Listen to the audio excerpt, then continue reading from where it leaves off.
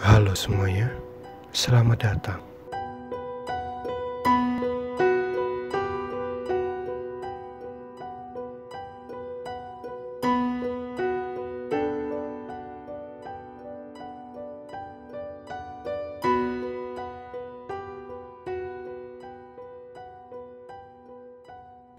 Kali ini kita akan membahas alur cerita film yang berjudul The Ghost Beyond yang rilis pada tahun 2018. Film ini menceritakan sebuah keluarga yang pindah ke sebuah rumah di pedesaan yang ternyata rumah tersebut memiliki sejarah horor di dalamnya. Dan ketika mereka telah menempati rumah tersebut, mereka banyak mengalami teror kejahatan yang mengancam dari suatu kehadiran sosok tak kasat mata. Film ini disutradarai oleh Michael Givens dan dibintangi oleh Val Bloom, Trevor Donovan, Bobby Batson, dan Sylvia Wolf, dan beberapa artis lainnya. Oke, tanpa basa-basi, langsung saja kita masuk ke alur ceritanya.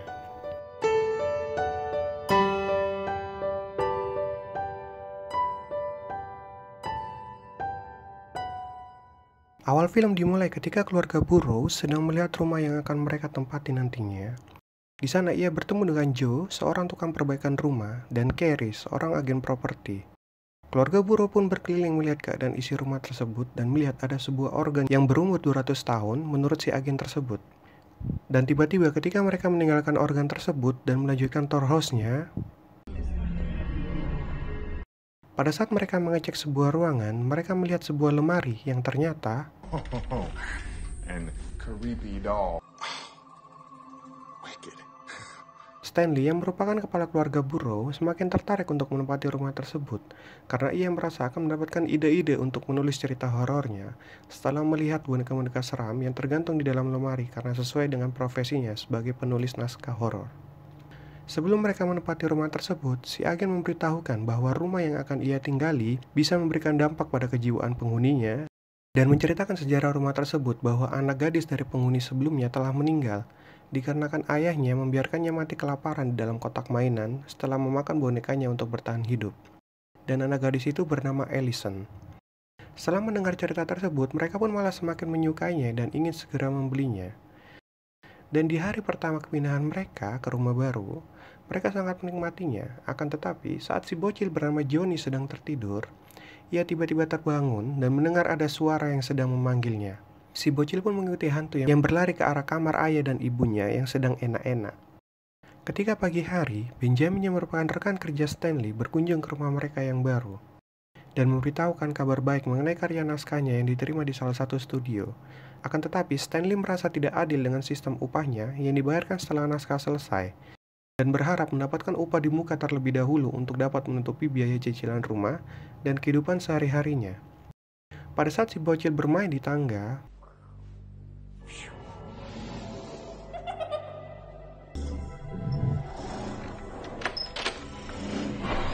ketika si bocil ingin masuk, Joe tiba-tiba datang menghampirinya dan bertanya apakah si bocil mendengar suara atau melihat sesuatu yang lainnya tidak bisa dengar ataupun dilihat. Si bocil pun menjawab bahwa mereka temannya yang selalu bermain bersamanya. Joe pun langsung memperingatkan kepada si bocil untuk tidak bermain dengan sesuatu yang hanya bisa dilihat olehnya.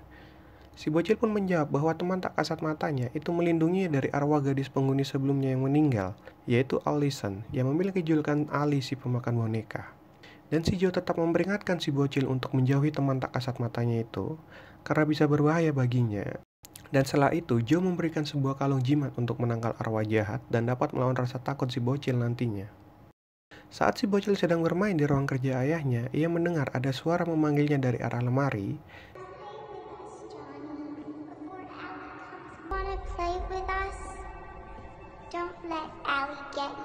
Boneka-boneka itu pun mencoba memperingatkan si bocil untuk jangan sampai tertangkap oleh si Ali, karena ia akan merebut jiwa dan mengubah si bocil menjadi boneka seperti mereka. Ketika si bocil sedang mencoba melawan rasa takutnya itu, tiba-tiba ayahnya datang dan memperingatkan si bocil untuk tidak boleh membuka lemari tersebut tanpa izin ayahnya lagi, serta melarangnya untuk datang lagi ke ruang kerjanya pada saat ayahnya sedang bekerja.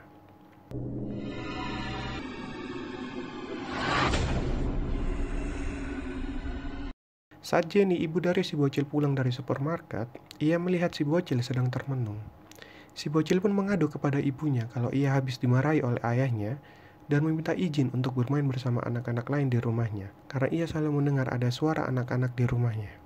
Jenny pun kaget setelah mendengarnya dan langsung bertanya apa yang dimaksud oleh si bocil ini. Karena Jenny merasa tidak ada anak-anak lain di rumahnya selain si bocil, Jenny pun merasa ada kejanggalan dari perkataan anaknya itu dan takut kalau anaknya mengalami kelainan. Jenny pun langsung mengajak anaknya untuk berkeliling rumah dan menunjukkan benda-benda apa saja yang menimbulkan suara mirip seseorang berbicara, dan berharap bahwa kemungkinan si bocil salah mendengar suara-suara yang ia dengar sebelumnya. Di saat mencari benda-benda lainnya, tiba-tiba... Kaget kan kalian? Sama, gue juga kaget bangke. Si bocil pun memberitahukan kepada ibunya bahwa Ali, si pemakan boneka, ada di dekatnya. Jenny pun langsung meyakinkan si bocil bahwa apa yang ia dengar dan lihat itu semuanya tidak nyata. Ketika ibunya keluar dari ruangan, tiba-tiba si bocil mendengar suara memanggilnya kembali yang mengatakan,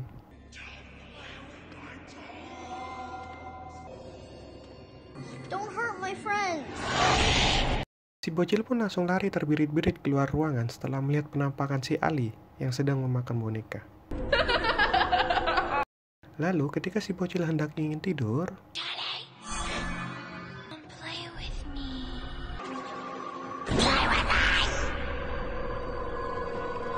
semakin hari si bocil pun semakin merasa ketakutan dengan penampakan dan suara-suara yang terus mengganggunya, baik itu pagi, siang, ataupun malam.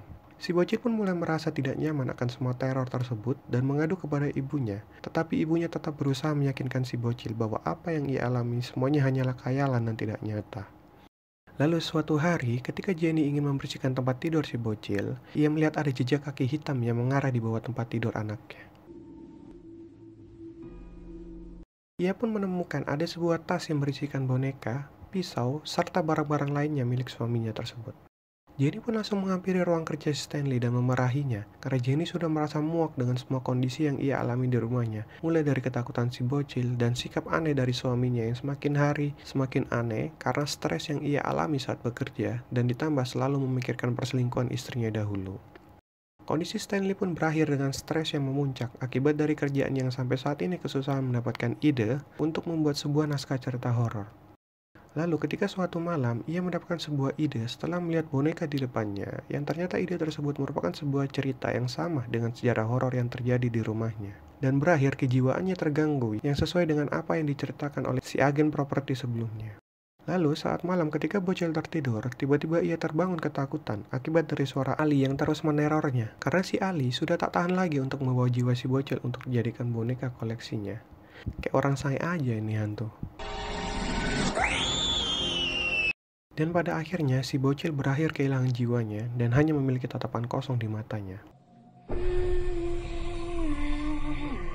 Ketika pagi hari, Jenny pun langsung bergegas lari mencari si bocil karena mendengar teriakannya. Ia pun bertanya kepada si Stanley kemana si bocil, tetapi dengan kondisi Stanley yang saat ini jiwanya sudah terganggu akibat stres, ia menjawab bahwa si bocil sudah dibawa oleh Ali dan sudah menjadi bagian dari rumah hantu tersebut. Jenny pun bingung apa yang harus ia lakukan untuk menemukan anaknya. Dan ia tiba-tiba mengingat apa yang dikatakan Joe saat dia berhenti memperbaiki rumah yang mengatakan bahwa apabila terjadi sesuatu di rumahnya, Jenny bisa meminta bantuan Joe. Saat malam hari, Joe pun mulai membantunya dengan menggunakan metode komunikasi langsung dengan arwah untuk mencari keberadaan si bocil. Akan tetapi, tiba-tiba Stanley datang dan mengganggunya. Stanley pun tiba-tiba langsung memukul Joe sampai pingsan karena menganggapnya sedang berselingkuh dengan Jenny. Dengan kondisi jiwa Stanley yang saat ini terganggu dan ditambah dengan bisikan jahat yang ia dengar, ia mencoba untuk membunuh Jenny agar jiwa Jenny menyatu menjadi bagian dari rumah hantu tersebut. Namun tiba-tiba Stanley tersadar dan melepas Jenny dan menyuruhnya untuk bergegas mencari si bocil yang saat ini berada di dalam lemari bersama para boneka. Saat Jenny menemukan si bocil dan ingin membawa si bocil lari dari rumah itu, tiba-tiba si bocil mengatakan ia ingin ibunya ikut dengannya untuk tinggal di rumah itu selamanya. Tetapi ibunya tetap memaksa ingin membawa si bocil keluar dari rumah tersebut. Akan tetapi saat ingin keluar, tiba-tiba Stanley menghadangnya. Namun, We're all staying here forever! beruntungnya Joe pun tersadar lalu memukul Stanley dengan botol miras yang ada di meja dan bergegas keluar dari rumah tersebut. Tetapi di saat di dalam mobil, tiba-tiba Jenny merasa pusing dan melihat ada sebuah botol berisikan bahan kimia di belakangnya. Joe pun langsung mengungkapkan jati dirinya yang ternyata Joe seorang pemuja iblis dari rumah hantu tersebut. dan memiliki rencana membawa keluarga Burrow menjadi bagian dari rumah hantu tersebut. Jenny tidak ingin kembali ke rumah itu lagi dan ingin membawa si bocil lari, tetapi si bocil tidak mau dan ingin tinggal di rumah hantu tersebut. Jenny pun lari seorang diri mencari bantuan polisi setempat untuk menyelamatkan keluarganya kembali nantinya. Namun Jenny terlambat membawa bantuan untuk menyelamatkan keluarganya, dan keluarganya pun berakhir telah menyatu menjadi sebuah boneka yang ada di lemari bersama dengan boneka-boneka seram lainnya. Film pun berakhir. Dari film tersebut, di menit berapakah kalian mendapatkan terapi shock jantung? Oke, langsung saja pada kesimpulan filmnya.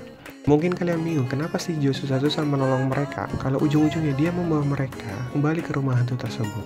Itu semua dikarenakan Joe ingin menanamkan rasa ketakutan pada Jenny agar mudah membawa jiwa Jenny untuk diubah menjadi sebuah boneka. Akan tetapi sampai akhir Jenny tetap tidak merasa takut dan yakin bahwa apa yang keluarganya alami tidak nyata. Hingga ia melihat sendiri bayangan jiwa dari anak dan suaminya menjadi sebuah boneka di dalam lemari. Oke, itulah kesimpulan plot akhir dari film ini. Semoga kalian terhibur dan sampai jumpa di alur cerita film berikutnya.